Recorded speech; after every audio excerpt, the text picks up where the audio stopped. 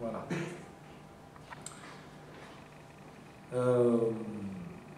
Donc voilà pour les grands projets également au niveau de Afrocentricity International. Alors, nous allons donc vous faire une lecture de certains points importants à clarifier, si vous voulez, les positions donc, de AI, Afrocentricité Internationale, section parisienne, mais qui ont été validées par Amamazama Laperat. Dans ce sens, qui est valable pour l'entièreté des sections d'Afrocentricité Internationale qui existent, mais également les sections futures. Je vais faire une parenthèse justement pour ceux qui ne sont pas de la région parisienne. Encore une fois, vous êtes libre, et je dirais même vous devez d'ouvrir une section là où vous êtes. Car nous devons être présents sur tous les terrains, partout où nos frères et nos sœurs vivent. C'est important afin d'être efficace, si vous voulez. On ne peut pas espérer, nous, étant section parisienne, pouvoir agir, par exemple, à Bordeaux ou à Marseille, etc. C'est le déplacement, les moyens, tout ça, font que ce n'est pas possible. C'est pour ça qu'il est important, encore une fois, que chacun prenne cette responsabilité en main là où ils sont, afin d'avoir le maximum d'efficacité possible. Donc voilà. Alors, donc, je ne sais pas si tout le monde voit bien.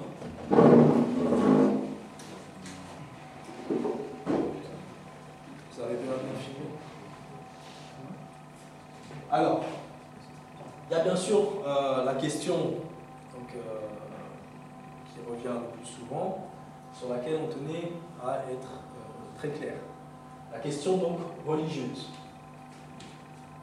Donc, comme on peut lire, AI œuvre pour le rétablissement de la tradition primordiale ancestrale, ou kémétisme, hérité de nos ancêtres originaires de la région des Grands Lacs, fondateurs de la civilisation égyptienne.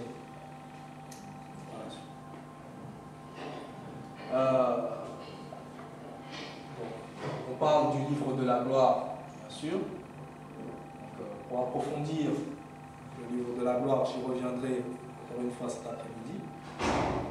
Mais je tenais surtout à approfondir maintenant ce passage ici.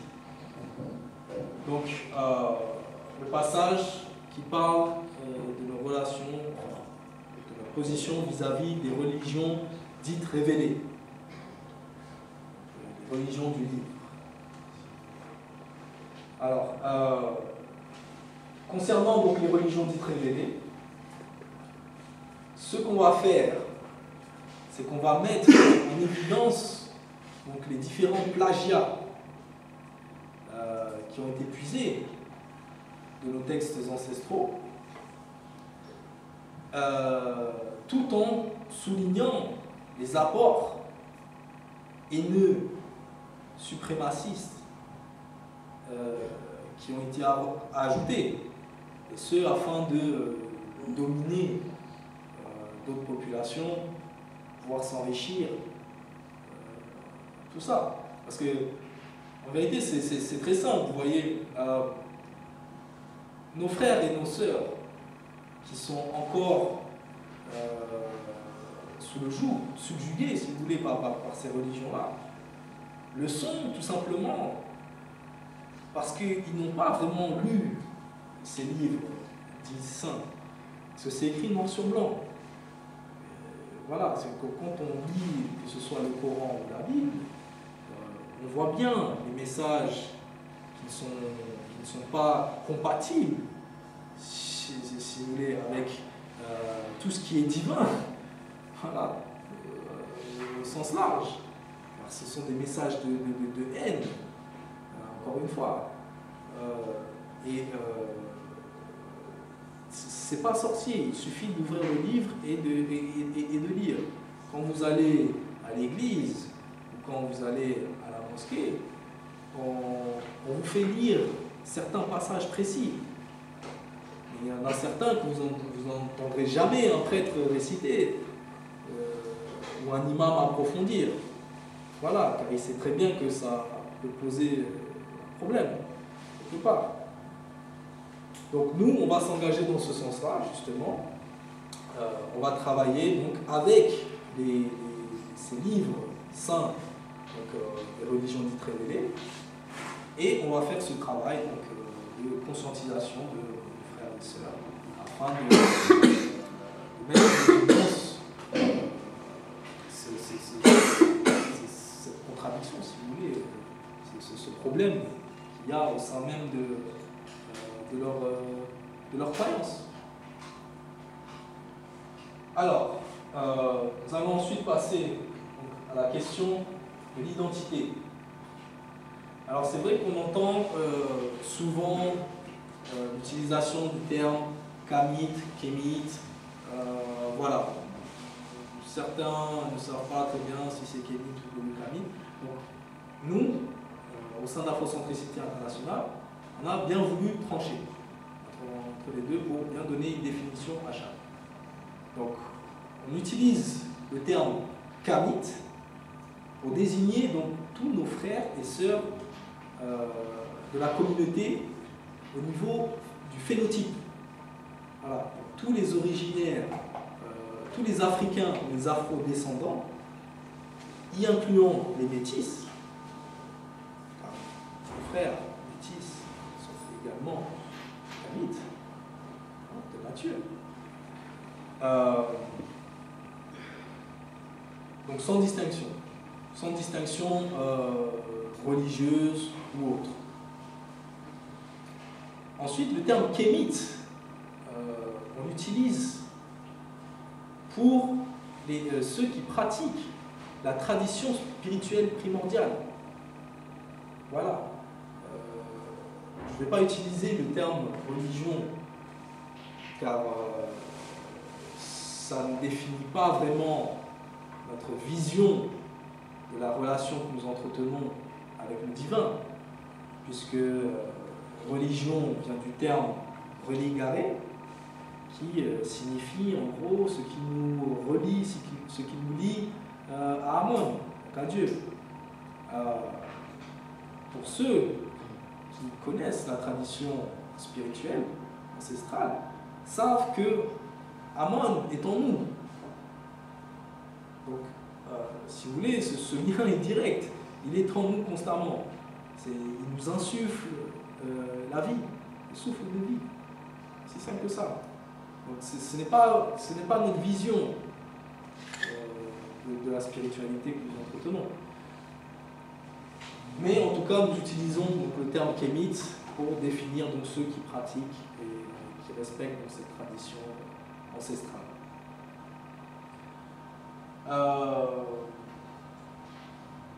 Donc là, bon, on précise également, donc on accepte les termes comme noir, africain ou afro-descendant, mais que nous rejetons par contre d'autres appellations qui nous ont été imposées. Bon, français, pourquoi nous rejetons cette appellation? Parce que tout d'abord, nous ne sommes pas, il faut se rendre à l'évidence, nous ne sommes pas acceptés en tant que Français à part entière. Dans beaucoup de domaines de la vie, je pense que nous avons tous fait l'expérience ici. Donc voilà, nous n'aimons pas et nous n'aimerions pas qu'un Français ou autre qui ne respecte pas nos traditions, qui ne s'engage pas dans ce paradigme qui est le nôtre, viennent en Afrique et disent, écoutez, moi je suis kamite.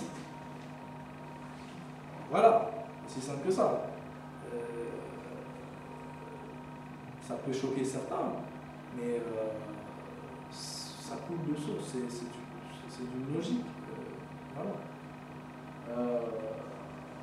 Antillais, pourquoi? Parce que nos frères, donc, les Antilles, ne sont autres que des Afro-descendants, des Africains, des Kamites. Voilà. Il est temps d'arrêter de faire cette distinction. Voilà. Nous voyons bien que, ne serait-ce qu'au niveau du phénotype, ce sont nos frères et sœurs. Au niveau culturel également.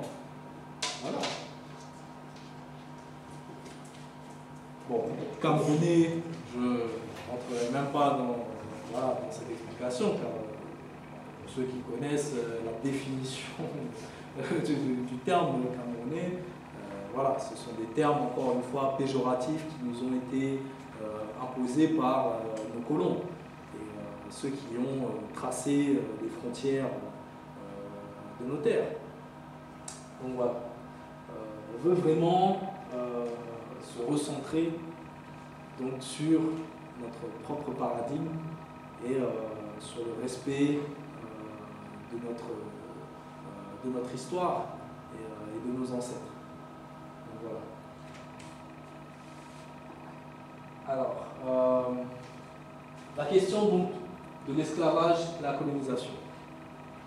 Alors ça rentre dans le projet juridique, dans le domaine juridique. Afrocentricité internationale va s'engager donc à poursuivre en justice les pays qui se sont rendus coupables de l'esclavage, même si cela ne découle pas, cela ne se termine pas par une victoire, ne serait-ce que pour la forme, nous devons le faire, par respect pour nos ancêtres et ce qu'ils ont enduré. Justice doit être rendue. C'est simple que ça. Donc, voilà, je lis, en ce qui concerne l'esclavage, nous exigeons que justice soit rendue de la part des anciens pays esclavagistes à travers la reconnaissance de la culpabilité de crimes contre l'humanité, suivie d'une réparation et d'un dédommagement à la hauteur du préjudice. Cela s'exprimant donc à travers l'annulation pure et simple de la dette africaine, qui est une aberrance. Voilà, c'est simple que ça. Le dédommagement de toutes les familles kamites dont les ancêtres ont été déportés, et ce, au prorata de ce qui a été fait pour les autres communautés. Car aujourd'hui, bon, on voit bien qu'on n'a pas été les seules victimes de l'histoire, mais que pratiquement toutes les autres communautés ont été dédommagées. Le crime a été reconnu et un geste afin de rétablir la paix, cette harmonie justement, a été fait pour eux. Sachant que nous sommes victimes, certains pensent depuis 400 ans, moi je dirais plutôt depuis 1600 ans, et même depuis plus, puisque les choses ont commencé à basculer en moins 500 avant l'ère du Galiléen, comme dirait le professeur Gomez. Donc voilà, cela fait à peu près 2000 ans qu'on subit une injustice historique et on n'a toujours pas été dédommagé et nul n'a vraiment reconnu sa faute pleinement. Voilà. Et nous savons très bien que la justice telle qu'on nous enseigne demande non seulement appelle donc la reconnaissance des faits, mais également le dédommagement. Donc voilà, c'est tout simplement, cela est une évidence c'est quelque chose que nous devons absolument faire, ne serait-ce pour être intègre, si vous voulez, et par respect pour nos ancêtres également. Et également donc, le rétablissement de la généalogie sur le continent de tous les Africains et afro-descendants qui en feraient la demande. Alors ça c'est important également, je dirais, surtout pour nos frères et sœurs afro-descendants des Antilles, qui justement ont perdu ce lien direct avec Kamita et donc avec leurs origines, leur terre d'origine. Il est possible, c'est encore possible pour certains de le faire. D'ailleurs, certains groupes, si vous voulez, pas au niveau individuel, mais pour certains groupes, cela a déjà été fait. Nous savons que beaucoup de nos frères et nos sœurs de Guadeloupe ont des origines congolaises, par exemple. Voilà, et il existe, encore une fois, des documents qu'on nous cache, retraçant donc, les origines de telle ou telle famille. Donc, voilà, nous demandons tout simplement une clarification à ce niveau-là, et pour tous ceux qui en feraient la demande, afin qu'ils puissent tout d'abord honorer leurs ancêtres véridiques, et également pour eux-mêmes, qu'ils sachent leur passé historique, spécifique à certaines régions de Kamita, d'Afrique. Voilà. Bon, la colonisation, excusez-moi, mais aujourd'hui, nous ne sommes toujours pas décolonisés. Et ça se voit plus aujourd'hui que jamais. Notamment ce que nous voyons donc, en Côte d'Ivoire aujourd'hui, en Libye, au Soudan, mais plus récemment au Mali. Car la colonisation ne vient pas seulement des locodéens, comme certains pourraient le voir, puisque les premiers qui nous ont colonisés avant eux étaient plutôt des sémites, voilà, et qui sont aujourd'hui présents sur nos terres, sur une grande partie de nos terres, qui, pour certains, se disent africains quand ça les arrange, et arabes, voilà, quand ça les arrange encore plus. Voilà, après il y a des termes maghrébins, tout ça, etc. Mais nous savons très bien que ces gens-là se distinguent tout à fait de nous, au niveau culturel, spirituel, et dans tous les domaines, pratiquement. Et ce sont, excusez-moi de le dire, mais ils se plaignent que certains occupent leurs terres, alors qu'eux-mêmes occupent nos terres depuis des siècles, des millénaires. Vous voyez? Donc c'est un peu... voilà. Et nous voyons également qu'ils souhaitent s'étendre aujourd'hui. Parce que bien qu'on montre des Noirs aujourd'hui au front qui se battent contre d'autres Noirs, nous savons qui dirige derrière. Nous savons d'où viennent les fonds. Voilà. Nous savons que c'est juste un vaste projet de recolonisation et d'expansion des colonies existantes. En tout cas, à ce niveau-là. Après, nous avons la recolonisation vis-à-vis de l'Occident. Je veux dire, qui n'est jamais vraiment parti de nos terres, mais qui souhaite se réaffirmer et resserrer justement cette poigne qu'ils ont, cette présence au niveau politique, économique et militaire donc, sur le continent.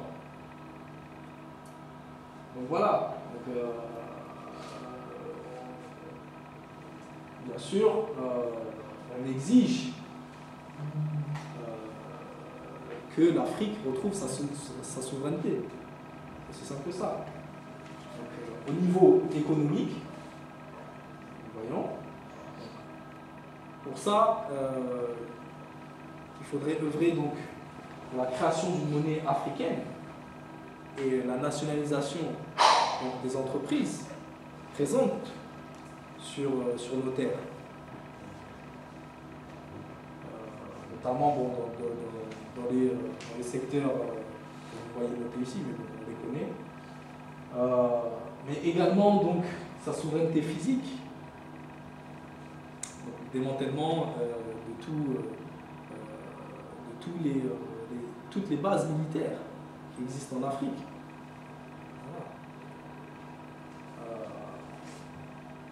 Donc voilà à ce niveau-là, au niveau donc, de l'esclavage et de la colonisation. Alors la question du retour en Afrique. Bien sûr, notre but ultime est donc la construction des États-Unis d'Afrique, libre, forte et unie, mais également donc le retour progressif d'une majorité de frères et de sœurs africains ou afro-descendants. Ce afin de redonner une impulsion justement, afin de reconstruire cette Afrique tant meurtrie. Et donc, bien sûr, on exige pour ça que les conditions sécuritaires soient optimales. Donc, il ne s'agit pas de renvoyer des charters de frères et sœurs dans un pays en guerre et là où ils savent qu'ils vont se faire massacrer. Non. Bien sûr, ça passe par des étapes qui est tout d'abord l'indépendance politique, justement, que tous les dictateurs et les pions de la France-Afrique ou de l'Occident soient tout d'abord chassés du pouvoir.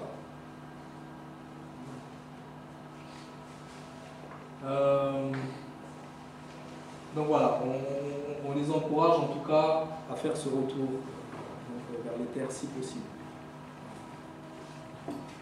Alors, la question donc, de la stratégie adoptée collectivement. C'est-à-dire, les organisations claniques et panafricaines doivent surtout mettre l'accent sur les points de convergence. Ça, je pense que les frères vont s'exprimer plus amplement dessus un peu plus tard. Donc, je ne vais pas développer immédiatement ce point. On va passer directement donc, au mariage. Cela a posé quelques problèmes, si vous voulez, quelques débats au niveau de la droite. Bon, nous disons quoi? Dans la droite ligne de nos illustres ancêtres que sont Marcus Garvey et Malcolm X, nous affirmons que nous ne haïssons aucune autre race. Il est bien important de préciser ça. Pourquoi? Parce que nous sommes afrocentriques, non pas afrocentristes. Voilà. Nous ne sommes pas dans l'afrocentrisme. Nous ne validons aucune théorie qui dit que l'homme noir est supérieur aux autres races. Nous ne faisons pas l'histoire à l'envers, si vous voulez. Non, c'est pas du tout ça que nous faisons aujourd'hui. Nous disons tout simplement que nous devons agir par nous-mêmes, pour nous-mêmes. Il est important qu'on puisse faire ce travail entre nous pour garantir, si vous voulez, pour garantir une victoire effective.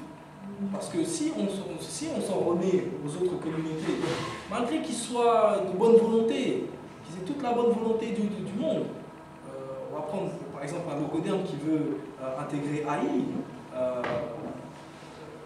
on va lui dire, mais pourquoi est-ce que tu veux nous intégrer? Pourquoi tu ne fais pas pourquoi tu n'ouvres pas une organisation par tes propres moyens pour obliger tes dirigeants à lâcher prise sur l'Afrique? Voilà. Pourquoi? Parce que ces gens-là, une fois qu'on va se libérer, une fois que nous allons être libres, ces gens-là vont se rendre compte d'une chose. On se rend compte que leur mode de vie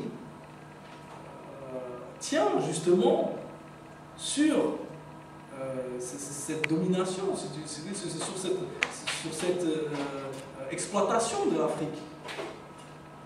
Car aujourd'hui, si la France est aussi riche, est aussi belle, soi-disant, que ça, c'est avant tout grâce aux richesses qu'ils ont puisées dans leur colonie.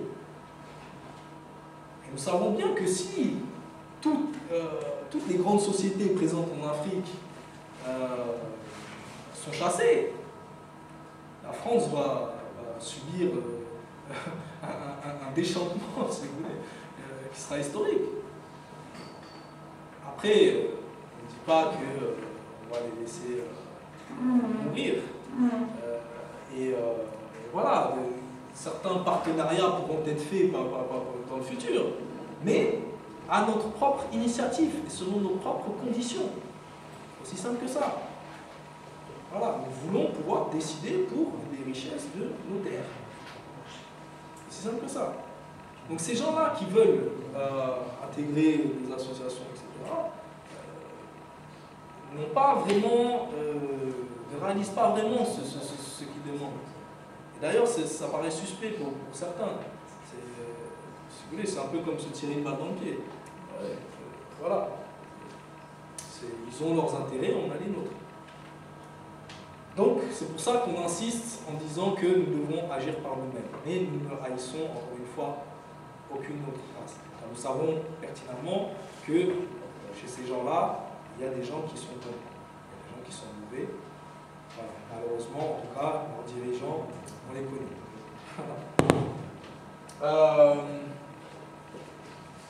Donc c'est ce passage-là qui a posé un peu plus de débat. On est contre le mariage mixte.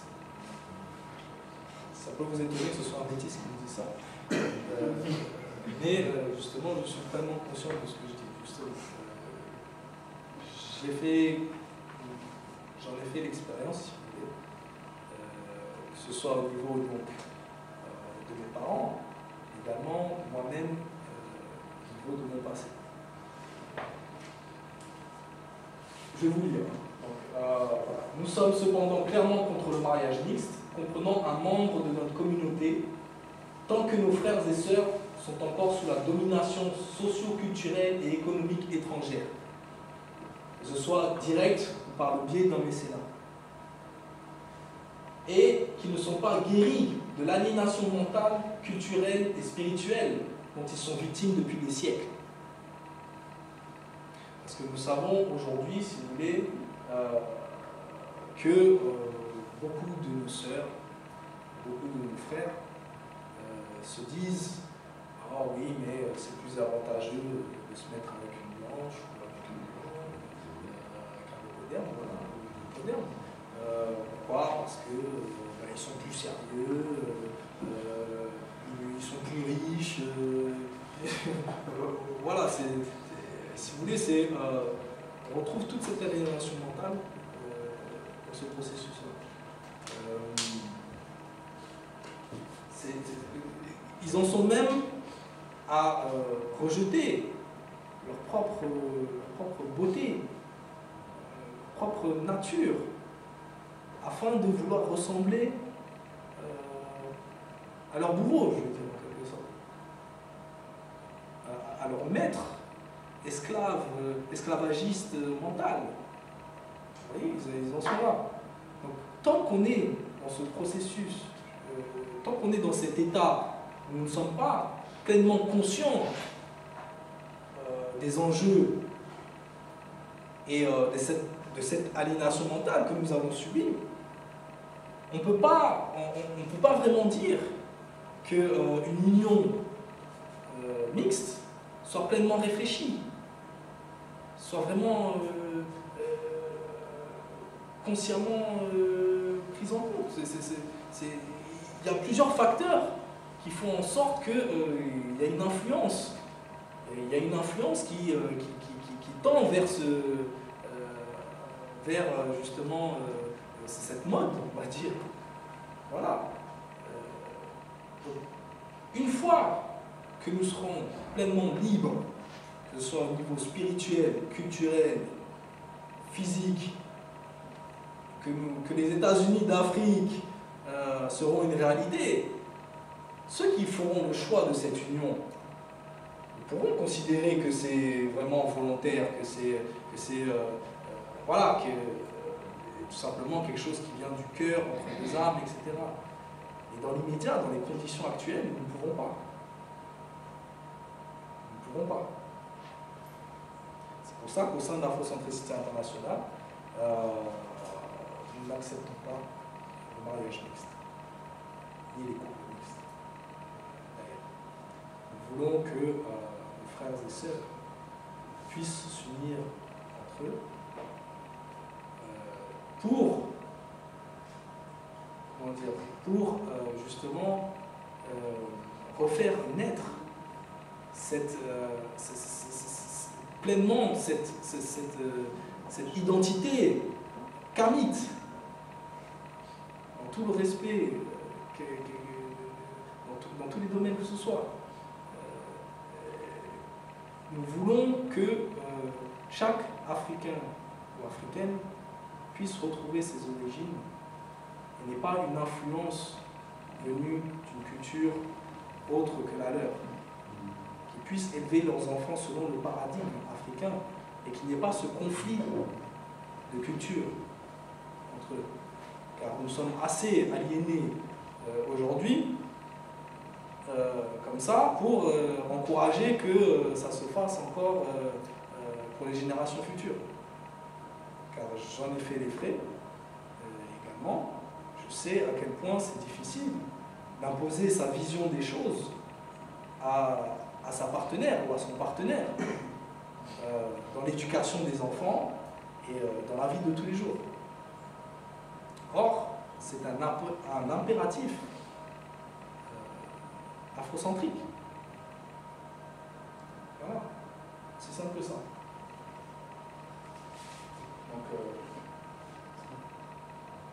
Donc voilà, je vais juste relire la dernière phrase.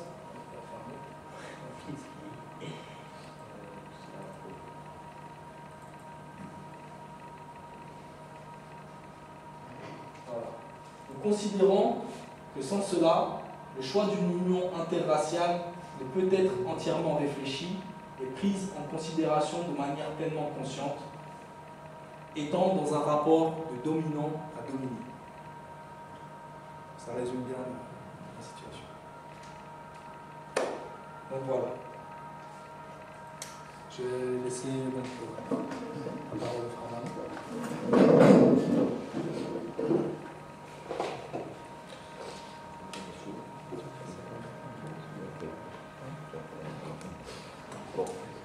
Ce qu'on va faire, on va faire une petite pause, si vous voulez, une petite demi-heure, 3/4 d'heure, et on revient après avec, on va vous proposer une vidéo qu'on a fait récemment, qu'on voulait vous diffuser avec un message d'Amama Zama et de Molefikita Asante.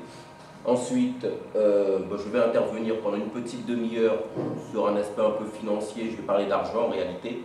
Le frère Bi et le frère Wafo également vont intervenir pendant une petite demi-heure, grosso modo. Et puis ensuite, nous sommes censés avoir le professeur Lasconi et le professeur Gomez. Bon, ça, c'est pas sûr, il doit nous confirmer. Ok? Allez, pause.